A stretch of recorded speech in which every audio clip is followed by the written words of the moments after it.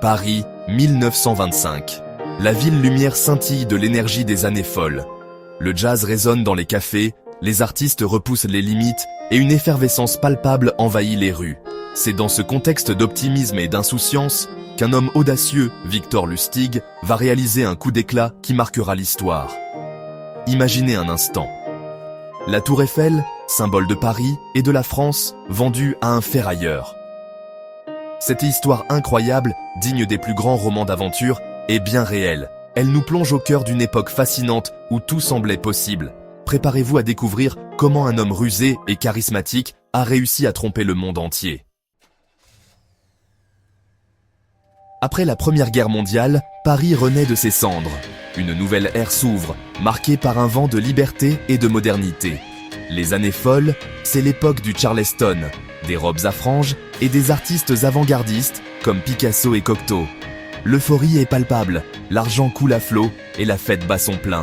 Mais c'est aussi une période de profonds changements sociaux et économiques. La guerre a laissé des cicatrices profondes et la crise économique se profile à l'horizon. Dans ce contexte de bouleversement, une certaine insouciance règne. Les gens ont soif de divertissement, d'oubli et aussi de bonnes affaires. C'est dans cette atmosphère électrique que Victor Lustig va déployer ses talents d'escroc.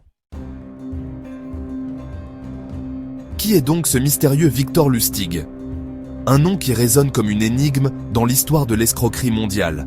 Un homme dont la réputation traverse les frontières et les époques. Né en Autriche-Hongrie, il est doté d'un charme irrésistible, d'une intelligence vive et d'une ambition dévorante. Dès son plus jeune âge, Lustig se distingue par son aisance à manipuler et à séduire, captivant tous ceux qui croisent sa route. Polyglotte, il maîtrise plusieurs langues et se fond aisément dans la foule cosmopolite du Paris des années folles. Il sait se faire passer pour un aristocrate, un homme d'affaires ou même un diplomate, selon les besoins de ses arnaques. Mais derrière cette façade séduisante se cache un escroc de haut vol.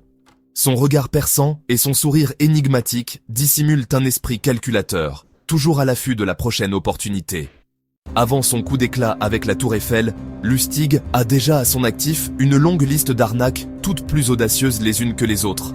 Il s'est forgé une réputation dans les cercles interlopes, où son nom inspire à la fois crainte et admiration. De la vente de machines à fabriquer des billets de banque, une supercherie qui a dupé de nombreux naïfs, à l'organisation de jeux truqués, où il manipule les cartes et les dés avec une habileté déconcertante, il ne recule devant rien pour parvenir à ses fins. Son audace et sa créativité semblent sans limite, et chaque nouvelle escroquerie est plus inventive que la précédente. Son terrain de jeu favori, les paquebots de luxe qui relient l'Europe aux États-Unis. Ces navires majestueux, véritables palais flottants, regorgent de cibles potentielles pour un homme aussi rusé. C'est à bord de ces navires qu'il repère ses victimes, des hommes d'affaires fortunés et avides de gains faciles. Lustig observe, analyse, puis tisse sa toile, prêt à frapper au moment opportun, laissant derrière lui une légende qui ne cesse de fasciner.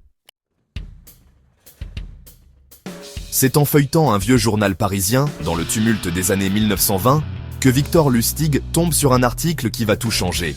L'article évoque les difficultés croissantes de la ville de Paris à entretenir la Tour Eiffel, ce monument emblématique qui, à l'époque, commence à montrer des signes de fatigue. Les coûts d'entretien explosent, la structure rouille, et certains commencent même à se demander si la tour a encore sa place dans le paysage parisien. Pour la municipalité, la Dame de Fer devient un véritable casse-tête financier, un poids dont il semble difficile de se débarrasser. Lustig, observateur avisé, comprend alors que ce symbole de la puissance industrielle française est en réalité devenu un fardeau pour les autorités. Il sent que le moment est venu de transformer cette faiblesse en opportunité.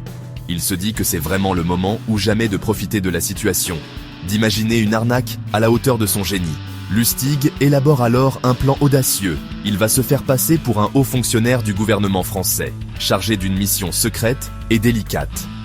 Sa mission fictive, trouver une solution radicale pour soulager la ville de ce monument coûteux, vendre la Tour Eiffel à la ferraille, ni plus ni moins. Pour donner du crédit à son histoire, il organise une réunion ultra confidentielle dans un palace parisien, invitant 6 des plus grands ferrailleurs de la capitale à participer à ce projet soi-disant officiel. L'ambiance dans la salle est électrique, la tension palpable. Les hommes, tous des professionnels aguerris, sentent qu'ils sont peut-être sur le point de conclure l'affaire du siècle. Lustig, incarnant à la perfection le fonctionnaire corrompu, fait miroiter à ses interlocuteurs un marché exceptionnel, promettant fortune et discrétion absolue. Il sait que la clé de la réussite, c'est de rendre l'offre irrésistible et totalement secrète. Contre toute attente, l'un des ferrailleurs, André Poisson, se laisse convaincre. Séduit par le discours habile de Lustig et aveuglé par la perspective d'un profit rapide, il ne se doute pas un instant du piège qui se referme sur lui. Dans le Paris des années 1920, où les affaires se font et se défont à toute vitesse, la crédulité peut coûter cher. Il voit dans cette transaction l'affaire du siècle et n'hésite pas à verser une importante somme d'argent à Lustig, en échange d'un faux contrat de vente. L'argent change de main dans une atmosphère tendue, chaque geste trahissant l'excitation et la nervosité du moment. Poisson croit avoir décroché le jackpot, sans imaginer qu'il vient d'être victime d'une supercherie magistrale. L'escroc, ravi de son succès, s'enfuit avec le magot et se réfugie à Vienne. Il laisse derrière lui un Paris abasourdi et un homme ruiné, dont la naïveté va bientôt faire le tour du monde. L'affaire fait rapidement la une des journaux du monde entier. Les gros titres s'emballent, racontant comment la Tour Eiffel a failli changer de propriétaire dans l'une des plus grandes escroqueries du siècle. La France est humiliée, le ferrailleur berné devient carrément la risée du public. Les rumeurs et les moqueries se propagent dans les cafés, les rues et jusque dans les salons mondains. Mais Victor Lustig, lui, est aux anges. Il savoure son triomphe, conscient d'avoir orchestré un coup d'éclat qui restera dans les annales de l'escroquerie. Son audace et son ingéniosité forcent l'admiration, même parmi ceux qui le condamnent. Certains voient en lui un génie du crime, d'autres un symbole de la décadence de l'époque. Le plus étonnant dans cette histoire, malgré le scandale, Lustig ne semble pas inquiété. Son assurance et son sang-froid déconcertent tout le monde. Quelques semaines plus tard, Lustig, sûr de lui, revient à Paris et tente de vendre une nouvelle fois la Tour Eiffel.